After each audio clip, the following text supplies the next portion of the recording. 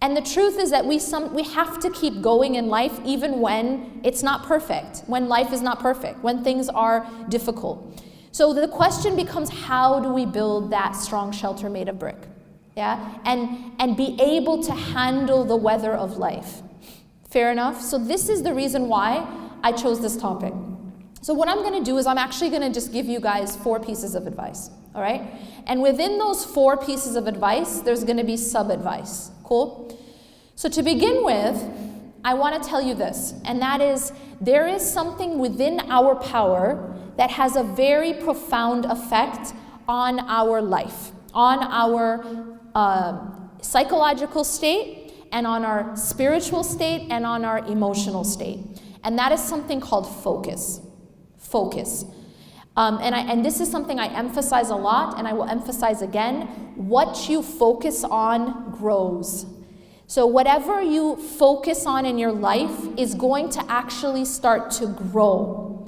And when it grows, it starts to become bigger, and it also starts to surround you. Okay?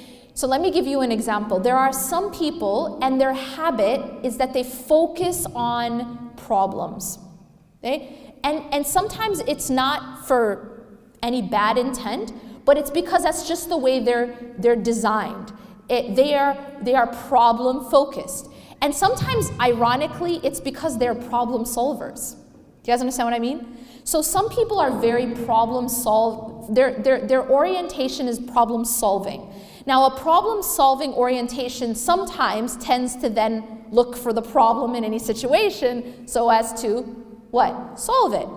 These are the people who then you might later on say, oh, they're so critical. But the reality is they're looking for the problem so they can solve it. Do you guys understand what I mean? Now, what happens with this, and this is a subtle issue, yeah, is that when you focus on problems in a situation, see, there's no situation that's ever going to be perfect, is there? Are you ever going to have a perfect situation in this life? No, it goes against the definition of dunya. Dunya, by definition, is imperfect. Everyone with me?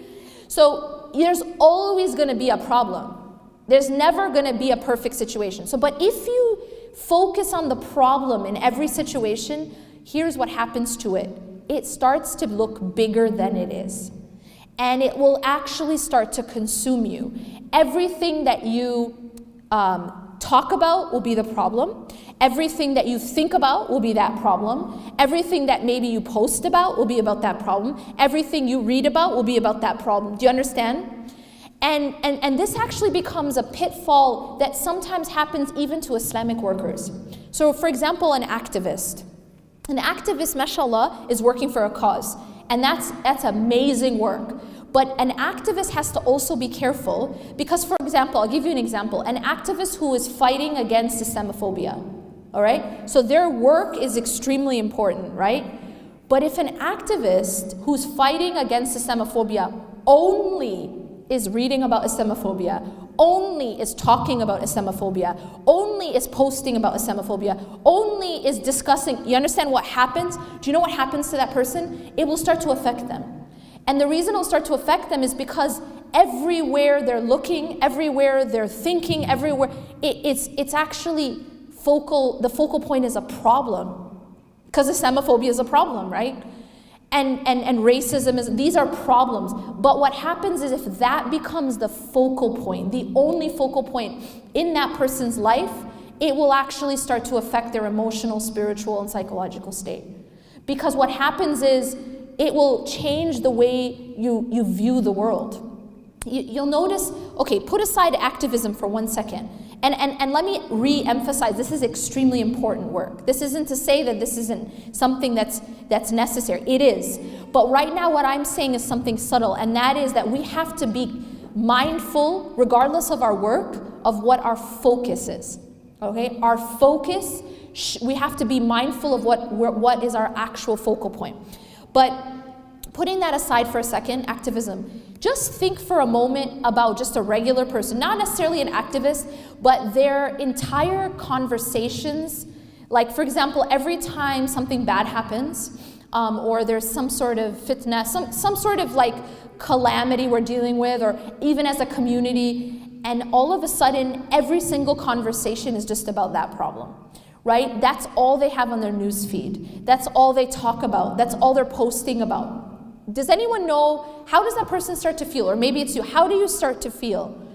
What ends up happening is you actually start to feel weighed down, and what will happen is almost a person like who's only having that as surrounding them will start to easily fall into despair. And moreover, it changes the way you view the world. So now if the only thing you're reading about is hate crimes, okay, that's it. That's day and night you're reading about hate crimes. Day and night you're talking about hate crimes. Day and night you're posting about it. What you're going to do is almost like you're seeing the world in a negative way. And so you will maybe you'll feel that people are more antagonistic towards Muslims than they actually are. And that's because it skews the way you view your reality. So then what's the balance? Because you might say, well, okay, well, what are we supposed to do? Are we just supposed to dig our heads into the sand and pretend that this isn't happening? And my answer is no, absolutely we don't dig our heads into the sand and pretend this isn't happening. But again, and I emphasize this, it's about your focal point. Yes, we should be aware. Yes, we should be active. But make sure that your focal point is not the problem itself. That your focal point, and I'll give you an example of what I mean. When Musa alayhi salam is standing in front of the Red Sea, right? And he has an army behind him. And he's got a very serious problem, okay? He's got a giant body of water in front of him. And he's got an army behind him. And he looks trapped. But what was his focal point in that moment? Anyone? Allah. Do you see the difference? It's not that he was in denial of his reality. His reality was that he's got an army behind him and he's got a Red Sea in front of him. But his focus was not on the Red Sea, and his focus was not on the army. And in fact, you see the contrast between him and Bani Israel. Because Bani Israel were focused on the army. فَلَمَّا تَرَاءَ الْجَمْعَانِ قَالَ أَصْحَابُ مُوسَى إِنَّا لَمُدْرَكُونَ. That when the armies, the groups saw each other, so you have Bani Israel, the children of Israel, seeing the army. When they saw each other, the people of Musa alayhi salam, Bani Israel, what do they say? What's their response? Because what's their focus? Their focus is on their army, right? We're doomed. And that was their response. إِنَّا لَمُدْرَكُونَ. Indeed, we will be overtaken. They fell into despair. And the reason they fell into despair, it was because of their focus. Make sense? إِنَّا لَمُدْرَكُونَ, they said. And then Allah tells us what Musa alayhi salam says. قَالَ كَلَّا. You see like a complete contrast. قَالَ كَلَّا. He said no. And kalla in Arabic is a very emphatic, no way, absolutely not. It's all of that in just one word. Kalla. Inna ma'aya rabbi sayahdeen. Indeed, my Lord is with me and he will guide me through. Musa alayhi salam wasn't looking at the problem. He was aware of the problem, folks. He's not like in denial. He's aware of the problem, but his focus wasn't the problem. His focus was Allah. Do you see the difference? His focus was Allah. And he said, Inna ma'aya rabbi sayahdeen. Indeed, my Lord is with me and he will guide me through this. He will get me through this. So no matter how dark it gets outside, or no matter how much we feel like things are closing in on us, if our focal point is Allah, then we don't feel despair. Do you see the difference? It's because you know, just like Musa alayhi salam knew that Allah was with him. And if Allah is with you, it means what? He'll get you through. And that was the yaqeen and the tawakkul and the trust of Musa alayhi salam. But believe me, it cannot happen unless you have the right focus. If he were to focus instead on how big the Red Sea is, just that, he's gonna be like, have the exact same reaction as Bani Israel. If his focal point was on how powerful Pharaoh is, he wouldn't be able to have that reaction. But Musa alayhi salam was trained. His heart was focused on Allah. Kalla, inna ma'aya rabbi sayahdeen. Indeed, my Lord is with me and he will guide me through this. And Allah did exactly that. Allah told him, strike the sea, and Allah opened the sea for him. This is a lesson for us. This is a timeless lesson for us. That if your focus is Allah, He can get you out of every situation. He will save you. But it has to be, it's really about us, about where is our trust? Where do we place our trust? Tawakkul, this concept of relying on Allah, it can't happen unless we have the right focus, right? You can't have trust in Allah if your focus is on other than Allah. Simple as that. But if your focus is on Allah subhanahu wa ta'ala, then no matter what situation you're in, and you're aware of it, but you're not afraid. Because what did I say at the beginning? What you focus on does what? What you focus on grows. There's a reason Allah told us to pray not once or twice or even 3 times, but 5 times a day. What is that doing? It's making us focus on Allah. It's shifting our focus away from whatever work we happen to be doing at the moment, whatever problem we happen to be in. You see, no matter what your situation is, you still need to turn and pray. You know what that means? Do you know what that does? It means that you're at work, you leave your work and you focus on Allah. It means you're at the mall, you leave that sale and you focus on Allah. You're on your laptop, you're on your phone, you leave that phone, you leave that laptop, you leave that Facebook, you leave that meeting, you leave that class, whatever it is, and you focus on Allah. Allah's training us to focus on Him and not on whatever it is that we're doing in the dunya. It's to shift our focus to Him. And this is training. This is training us. This is what Musa alayhi salam, he went through this training, right? And because he had that training, when he was now faced with a problem. Now he's faced with a problem. What are we going to do when we're faced with a problem? And he was able to put his full reliance on Allah. Why? Because he was focused on Allah. قَالَ كَلَّا إِنَّ مَعَيَ رَبِّي سَيَهْدِينِ. Okay, so we talk about focus. Now, the second thing I want to say, well, before I move on. So in terms of focus, how do I have the right focus? How can I have the right focus? Number one is what I expose myself to, okay? Let me just say this. Let me give you an example. You know the dua, how many of you have ever been to the Kaaba? Okay, when you're in the Kaaba, you learn that the sunnah is that for the entire last part of the tawaf, what dua are you supposed to say? رَبَّنَا آتِنَا فِي الدُّنْيَا حَسَنَةً وَفِي الْآخِرَةِ حَسَنَةً وَقِنَا عَذَابَ النَّارِ. Oh Allah, give us in this life good, and give us in the hereafter good, and protect us from the hellfire. Do you notice in this dua there's 3 parts? There's 3 parts, yeah? Now, out of those 3 parts, how many are about dunya? 1, right? رَبَّنَا آتِنَا فِي الدُّنْيَا. You don't forget it, you have it there. You have the first part about dunya, but then the second part is about the hereafter. And what's the third part about? The hereafter. Where is Jahannam? In the hereafter. So you notice that even in this dua, where is the focus? The focus is more on akhirah than it is on dunya, right? So the reality is that Allah doesn't tell us to forget about dunya completely, but Allah is showing us where our primary focus should be. Our bigger focus is on Allah in the hereafter. Okay, so if I do that, if I expose myself to, see, it has to do with what am I exposing myself to. I'll tell you something just practical. Facebook, okay? Facebook is nothing more than a tool, just like the internet, just like a phone. It can be used for good or it can be used for evil. Fair enough? Same with the internet. Like, you know what I mean? All these Islamic lectures, they're on the internet. There's also a lot of filth on the internet too, right? So the idea is that these are tools.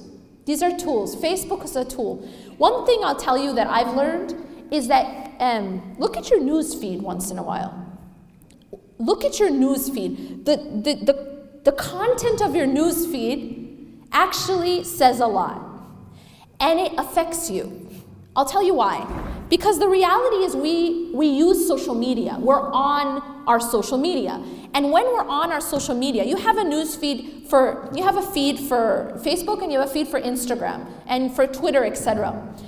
If you just look at the content, it'll give you an idea of what you're ingesting. Make sense? For example, you want to know what you're eating? Maybe open up your fridge, right? It's going to show you the quality of what you're eating. You want to know what, look at your plate before you eat. That's what's going in, yeah? Now, if that food is covered in mold, you open the fridge and all the food is rotten, or the food on your plate is rotten, and then you eat it, what's going to happen to you inside? It doesn't take a doctor. Y'all are going to get sick, right? Because why? Because the quality of your food is bad. You're actually ingesting toxins. You're ingesting poison. Mold is poisonous. It will harm you internally. It's the same thing with your feed, with your news feed, with your Facebook news feed, with the articles you're reading, with the posts you're looking at, your Instagram, who you follow on Instagram. It's like looking at your plate before you eat it. How's the quality? Because that stuff is being ingested. It's being ingested in a different way. It's going through your eyes, and then it's going into your heart and your mind. So what you're actually doing is you're feeding your soul. And that's actually more important than even your body, because the food that you put into your soul, it stays there. The food you put into your body goes into the toilet, okay? The food that you're taking into your soul affects your soul. Your soul is something that's like eternal. You understand? It's something that's going to go and live forever, eventually, right? You go from this life, you go into the grave, and then from the grave you go into hellfire or you go into paradise. So this soul is actually staying with you. You understand? And so the quality of the food that you're giving your soul is pretty important. And that's what it is. It's what you read. It's what you look at. It's what you look at on TV, on billboards, on magazines, on your Facebook, on your Instagram. All of that is food. Think of that as food. Look at the quality of it. Ask yourself, is this healthy food? Is this organic and raw and all that stuff? Or is it covered in poison? Is it mold? Okay? And when you start to clean up your food, it cleans up your soul. That's just practical advice. One thing that I've learned is that you can make your news feed actually healthy. You know that? There's this thing called unfollow, folks. Yeah? There's something called unfollow. They don't have to know. You know what I mean? You don't have to unfriend them unless you want to. But you can unfollow and nobody knows. If somebody is posting garbage, or just like they ate a burger and then they ate a different kind of burger and that's it. That's okay. So there's ranges of different kinds of food, okay? There's absolute poison, I get it. And then there's amazing healthy food, but then there's something in between which is just useless. And I'll tell you this, even overeating useless food, or even if it's neutral but you overeat, and you're still gonna get unhealthy.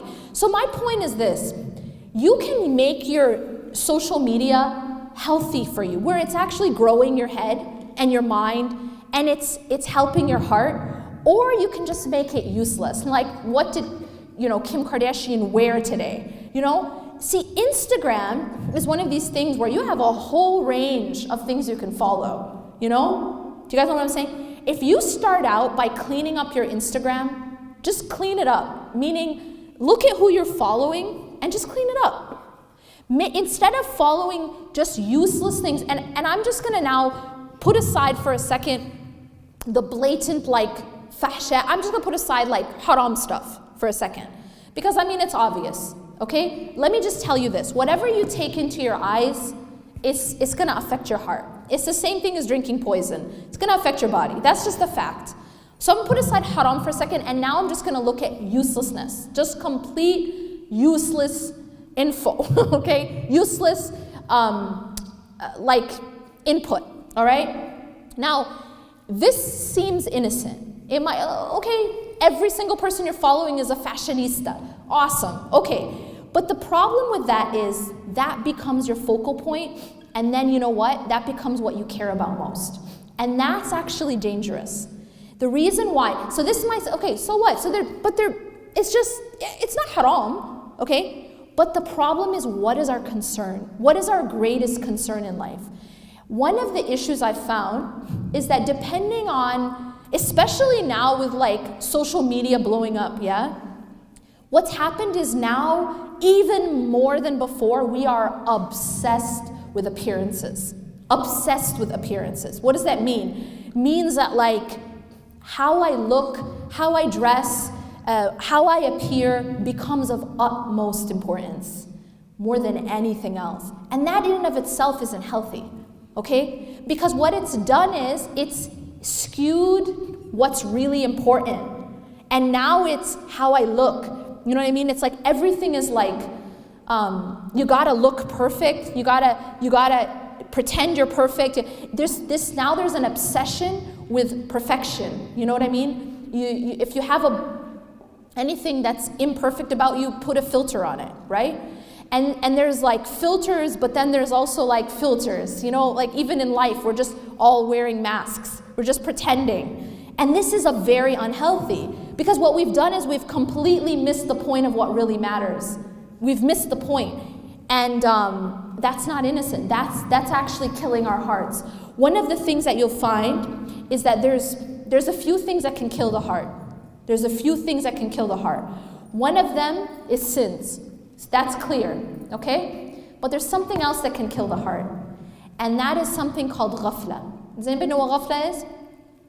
Ghafla is just heedlessness.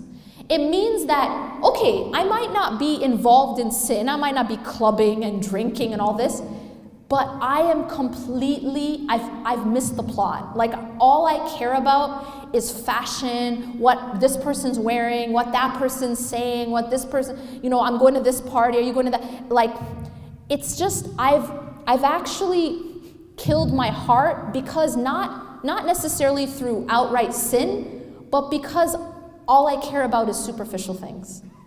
I'm missing what really matters. And that's just as dangerous. That's just as dangerous.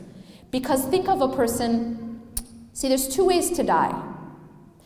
Or basically, you can eat poison and die, right? We already talked about poison. But I can also just starve, and that will also kill me, right?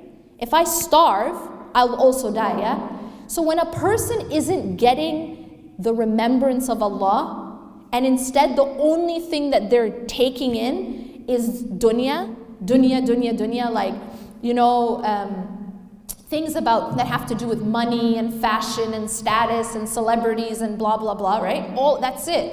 So then what's happening is it's like I'm starving my soul. Get it? Because I'm not giving my soul its actual food, which is the remembrance of Allah.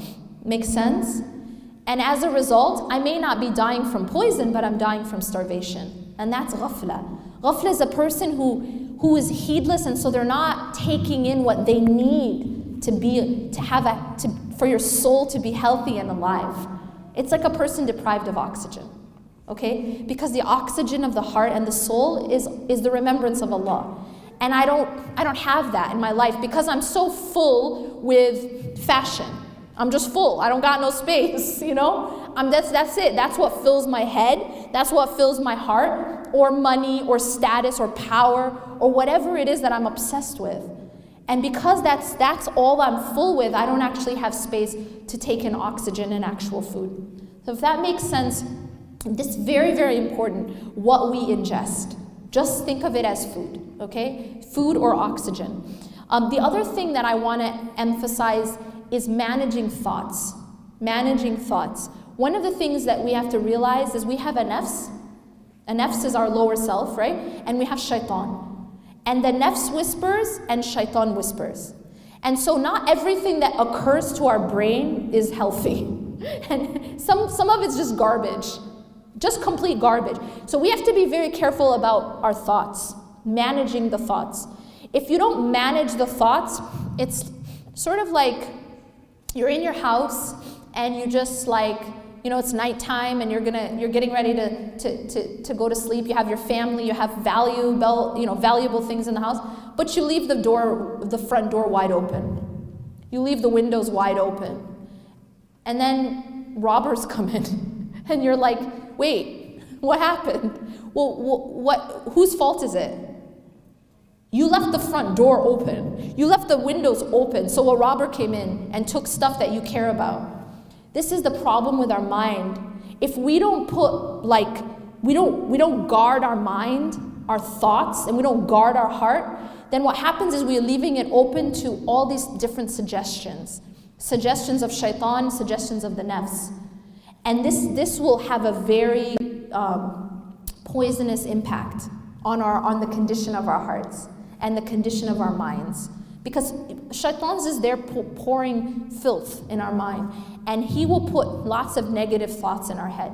If we entertain these thoughts, it's like, so the robber comes in because you left the door open, and then guess what? You say, hey, have a seat. Have a seat, have some food. You know what I'm saying? Stay for a while. That's pretty insane, right? But that's what we do with these shaitani thoughts. Negative thoughts. Thoughts about Allah. Even negative thoughts about yourself. Don't think that you're holy because you're hating on yourself. That's not righteousness to have self-hate. Self-hate is actually from shaitan. I'm going to repeat that. Self-hate is from shaitan.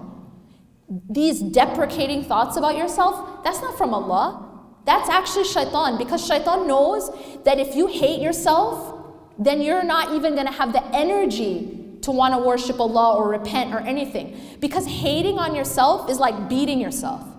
If someone's beat up, where's going to be their energy to do anything? They're going to become totally, paralyzed. And so self-hate, these thoughts, these bad thoughts about yourself, they're also shaitani. That also needs to be blocked. Those things need to be, don't allow those in. And then once they come in, you give it a place that you give these thoughts, you engage them, you even feed them. That's like taking a robber and feeding him, Like, here, have some food, get stronger. Stay a while. Here's a room. Here's a guest room. Go ahead and stay the night.